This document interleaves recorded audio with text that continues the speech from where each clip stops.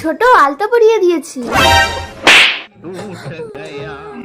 সতীন, তুই আমার এত সুন্দর পায়ে চন্দন না লাগিয়ে আলতা লাগিয়ে দিয়েছিস। এই কি হলো, তোমরা দুই সতীনে ঝগড়া করছো কেন?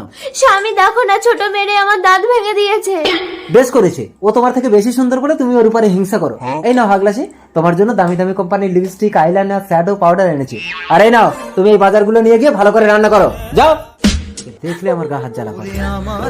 আমার হাগলাসি স্বামী, ওর কিন্তু দাঁত পড়ে ফোগলা হয়ে গেছে, ওকে আর ভালোবাসবে না। ঠিক আছে সোনা। কি হলো বড় বউ, তোমার এখনো রান্না হয়নি? চলো আমি করছি, তুমি গিয়ে ছোট বউয়ের কাপড় ছায়াগুলো ধুয়ে দাও। ঠিক আছে, যাচ্ছি।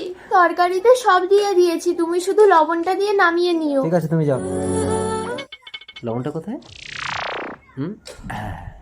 দেখি এবার চেখে দেখি। বাহ, দারুণ স্বাদ হয়েছে।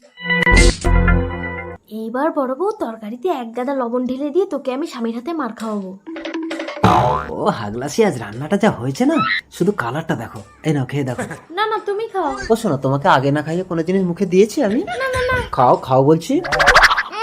তরকারিতে এত লবণ। কি করে?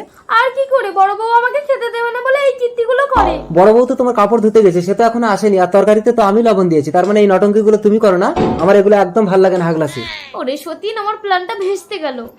আইডিয়া, রান্নাঘরে সর্ষের তেল ফেলে রাখবো, বড় বউ ঢুকলেই পা পিছলে পড়ে ওর সবগুলো দাঁত ভেঙে যাবে। হাগলাসি, ও মা গো, আমার সব দাঁত ভেঙে গেছে গো। হয়েছে, ও মা, ইঁদুরটা তো বালতির জলে পড়ে গেছে, একে তুলে দিই, না হলে এ মরে যাবে। তুমি আমাকে বাঁচালে বড় মা, তাই আমি তোমাকে নতুন দাঁত দিচ্ছি, নতুন দাঁত গজা। আমি দাঁত ফিরে পেয়েছি। ও মা গো, আমার দাঁতগুলো সব ভেঙে গেছে গো। ছোট, তোর সব দাঁত ভেঙে গেছে? এই দেখ, এই ইঁদুরটা আমার দাঁত ফিরিয়ে দিয়েছে। তুই কাঁদিস না, তোরও দাঁত ফিরিয়ে দেবে। না বড় মা, ও তোমার সব দাঁত ভাঙার জন্য রান্নাঘরে তেল ফেলে রেখেছিল, ওকে আমি একটাও দাঁত দেবো না। যে করে পরের মন্দ তার মন্দ করেন গোবিন্দ।